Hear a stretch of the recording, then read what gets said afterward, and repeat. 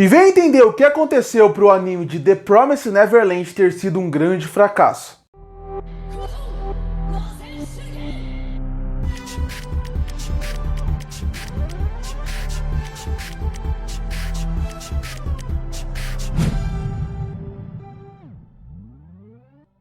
E em 2016 lançava um mangá que iria atrair muito a comunidade que gosta de mangás e animes, porque o mangá ele tinha um mistério, um suspense e uma premissa que chamava muita atenção. Esse mangá se chamava The Promised Neverland, mangá esse que estava vendendo bastante e, como eu falei, estava chamando muito sua atenção. Ele teve sua publicação entre os anos de 2016 e encerrou suas publicações no ano de 2020. Ele fechou com um total de 20 volumes e um total de 181 capítulos. Para você que não conhece, The Promised Neverland, falando bem por cima, conta a história de um grupo de garotos, de crianças que vivem numa fazenda, que é considerado um orfanato. A partir dali, eles sempre são adotados e a partir daí, quando você vai crescendo, você pode evoluir para se tornar algo maior dentro daquele orfanato ou não. Eles não sabem muito bem o que tem para fora daquela fazenda, porque eles nunca tiveram a autorização para sair dali. Além disso, a fazenda, o orfanato, ele é revestido por muros na sua volta.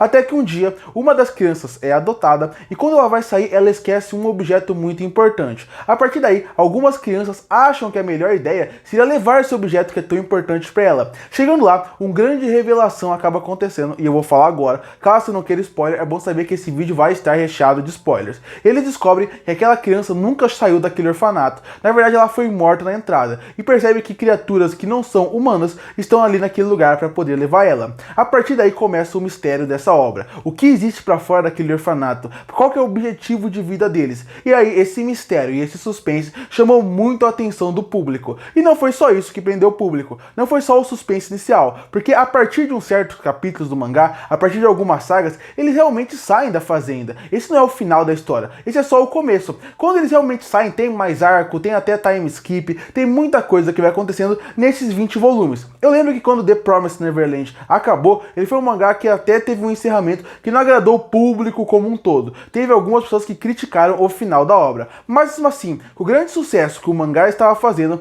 obviamente não demoraria muito tempo para eles fazerem uma adaptação para anime dessa obra. E foi isso. Em 2019 saiu a primeira temporada de The Promised Neverland, com 12 episódios. Foi uma temporada que, assim como o começo do mangá, chamou muito a atenção do público, exatamente pelos mesmos motivos que eu falei aqui. Ela é uma obra que tinha um mistério, um suspense super interessante. Sem contar que aqueles personagens, apesar de serem crianças, eram muito carismáticas. E as consideradas mães que cuidam dessas crianças também tinham uma coisa muito interessante em cima delas. Elas eram personagens que realmente criavam aquela tensão, aquele horror em alguns momentos. Depois de um certo ponto, o anime, a direção, conseguiu trabalhar perfeitamente, realmente, o clima em volta daquelas mães, para elas serem realmente um personagem de terror para aquelas crianças. Então o suspense vai subindo, o mistério vai subindo, você não sabe o que está acontecendo e isso acaba chamando com certeza muito atenção para quem quer assistir o anime. O anime funciona muito bem nos seus 12 primeiros episódios, tanto por causa da história, como por causa do suspense, por causa dos personagens e também principalmente por causa da excelente animação que The Promised Neverland tem na sua primeira temporada.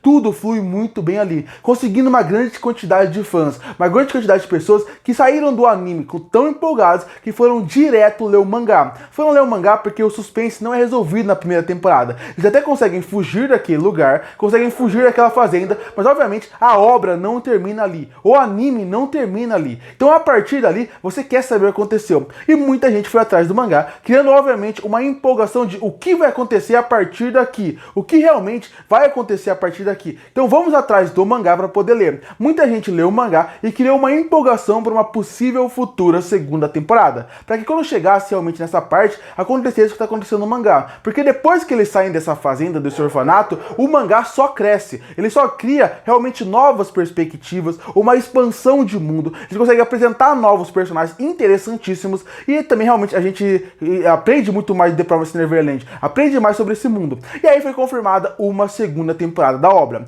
Uma segunda temporada que desde o começo começo prometia que ia ter até mais, porque o autor da obra, o Kaio Shirai, e isso empolgou ainda mais os fãs, porque o autor da obra iria participar realmente ativamente da segunda temporada. E ele tinha avisado que ele iria colocar coisas extras, que alguns chamariam de filler, mas ele falou que seria importante para poder expandir esse universo, colocar elementos que na época que ele fez o mangá ele não tinha refletido, mas já que o mangá já tinha acabado, seria super importante para ele fazer parte dessa criação, fazer parte dessa ideia, porque ele conseguiria expandir o mundo. E aí em 2001, e daí em 2021 chegou a segunda temporada de The Promised Neverland, fechada em 11 episódios. E esse é o primeiro medo que os fãs já tiveram. 11 episódios para uma temporada, muito pouco para alguém para tanta coisa que tem que abordar. E aí a temporada começou a se desenrolar e as coisas começaram a ficar um pouco estranhas quando ela estava se desenrolando, porque a animação continuava boa, ela não estava tão boa como da primeira temporada, mas ela continuava boa, continuava fluida, continuava funcionando muito bem,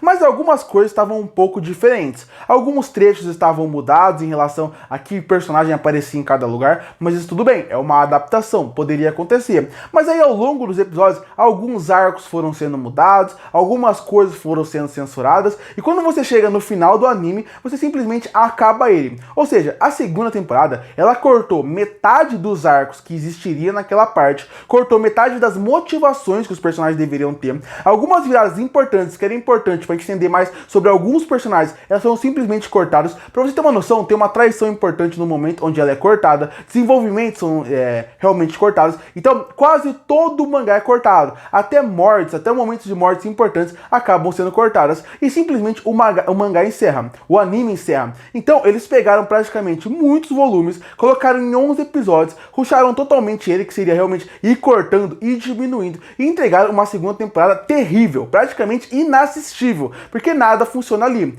E aí quando você vai ver o mangá e você percebe que realmente eles cortaram sagas, eles cortaram personagens, tudo fica mais decepcionante. E o que é mais frustrante ainda é saber que o autor da obra estava participando ativamente dessa versão. E aí você percebe que a obra não funcionou. E agora eu vou entrar no ponto do vídeo, que é por que essa obra não funcionou? O que aconteceu na segunda temporada para The Promised Neverland ter tido um final tão ruim de anime, tão ruim quanto do mangá, e ainda por cima ter tido uma coisa pior ainda, que seria toda a segunda temporada é ruim, cortando tudo e fazendo com que estragassem de vez a história. Tanto que se você procurar em alguns lugares, o autor falou que o anime poderia continuar, poderia ter uma terceira temporada, mas foi tão ruim a segunda temporada de crítica, de público, que obviamente por causa disso não vai ter. E agora eu vou tentar explicar o que eu acredito que aconteceu para essa temporada ter sido tão ruim. Primeiro seria porque o autor estava lá dentro. O autor ele realmente estava lá para fazer uma adaptação, mas não era só porque ele queria fazer uma adaptação, é porque chamaram ele, porque provavelmente o estúdio o avisou que eles iriam fazer cortes na obra, que eles queriam entregar tudo em uma temporada e que eles acharam que seria melhor fazer cortes durante todo o mangá. Com isso o autor falou que ele poderia fazer desde que ele fizesse essa adaptação. Então ele provavelmente seguiu as ordens do estúdio. Ele tentou fazer o maior corte possível, a maior adaptação possível que ele poderia fazer para se encaixar naquele anime. E aí entra outros dois pontos super importantes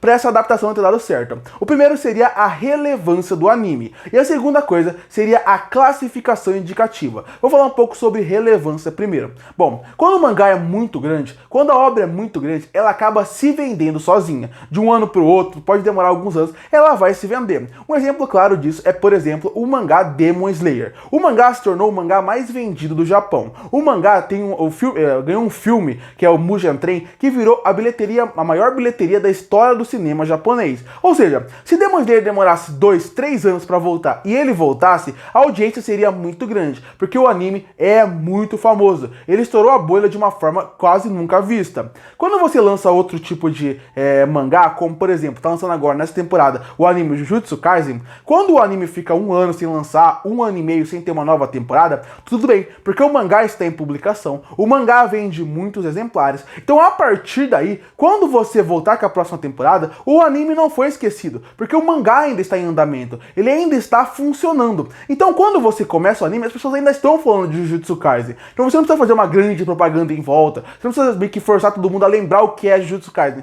tá tudo na mente das pessoas. The Promised Neverland, apesar de ter sido um mangá que fez muito sucesso, um anime que fez muito sucesso, ele não chega no ponto desses animes mais shonen. Então, obviamente, quando o mangá acabou em 2020 e a próxima temporada era de 2021, com certeza o estúdio ficou com medo que se eles fizessem várias temporadas, a audiência só fosse caindo, porque a partir dali não teria mais sempre aquele engajamento. Então aí eles tinham duas opções a partir dali. A primeira opção seria fazer mais de uma temporada em menos de um ano. E obviamente eles teriam que diminuir o dinheiro dos animadores e colocar para trabalhar mais tempo, eles teriam que colocar os animadores para trabalhar dobrado o que eles estavam fazendo. Eles sabiam que a partir daí, uma das poucas coisas boas do anime iria se perder, que seria a animação. Porque eles estariam trabalhando em mais de um projeto ao mesmo tempo, eles estariam ao mesmo tempo tendo que se preocupar com mais de um anime, mais de uma temporada, e a temporada seria fraca. Então a partir daí, por essa preocupação de The Promised Neverland ao longo de mais de uma temporada, ir perdendo o seu encanto, ir perdendo o engajamento que tinha, com certeza eles perceberam que seria melhor fazer uma adaptação e tirar alguns pontos. E onde eles perceberam que poderiam tirar esses pontos? Na metade do mangá. Nesse ponto, muitos personagens e muitas participações de personagens são muito curtas no mangá. Então eles realmente acharam que poderiam cortar ou colocar outro personagem para fazer aquela função. E aí é que entra o autor. Então esse é o primeiro ponto, essa adaptação. Cortar arcos e cortar personagens para você poder, dentro do seu anime, terminar em uma temporada. Para não ter esse perigo do povo esquecer a obra e ao longo desse período as pessoas meio que ir largando The Promised Neverland. Outra coisa que poderia acontecer, como eu falei, seria fazer mais de uma temporada, mas aí tudo seria feito apressado, rápido e feito em pouco tempo. Então a qualidade ia cair muito. Eles resolveram, em vez da qualidade cair muito, tentar cortar tudo. E aí, obviamente, já cria esse grande problema. O outro problema seria a censura. Se você lembrar de The Promised Neverland, a primeira temporada que foi pra TV japonesa, o primeiro episódio ele foi censurado. Quando eles abrem o galpão e eles veem aquela menina morta com as flores, teve uma certa censura na TV japonesa, porque é uma cena muito forte, muito pesada. Então, a partir daí, quando saiu o Blu-ray, obviamente não teve a censura, mas teve essa censura. A partir daí, os próximos 12 episódios da obra não tiveram que ter censuras, porque são muitas poucas mortes e muitos poucos momentos violentos. Quando você sai daquela fazenda no mangá e entra pra fora daquilo, os momentos violentos crescem muito. Tem muito sangue e tem muita violência feita naquela parte, porque os personagens usam armas de fogo e ao mesmo tempo os personagens acabam morrendo em alguns momentos. Tem muito sangue e ainda por cima envolvendo criança. O anime sabia disso. E o anime sabia, a produtora sabia disso. E sabia que se fizesse isso, teria que fazer muitas censuras na obra. E isso poderia prejudicar por causa da classificação indicativa. Porque você tinha duas possibilidades. A primeira é entregar um anime todo censurado. Se entrega todo censurado, você perde um pouco daquele encanto quando você vê. A segunda opção é fazer um anime mais de 18 anos. E se você faz mais de 18 anos, você entra no outro problema. Um público muito restrito vai ver. Então eles resolveram chamar o autor e falar: nós temos que cortar essas cenas,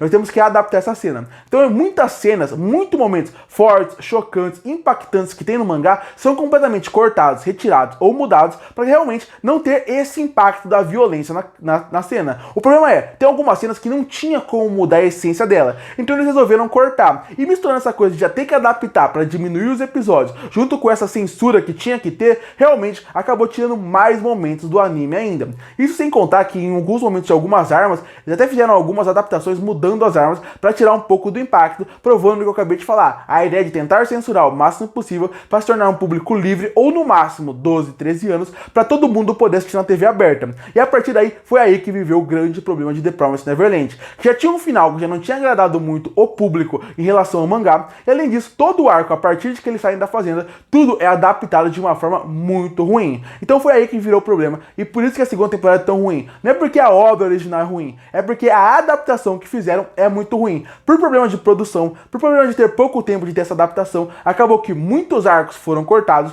muitos personagens foram cortados, e por escolhas de produção, um anime que poderia realmente ter mais temporada, poderia virar aquele anime que muita gente queria ver e rever, como a primeira temporada prometia, se tornou um anime ruim e esquecível. Curte para fortalecer o canal, se inscreve para não perder os próximos vídeos. E aí, o que você acha de The Promised Neverland? Você gosta do mangá? Você gosta do anime? O que você achou da segunda temporada? Comenta aqui embaixo. E eu volto no próximo vídeo.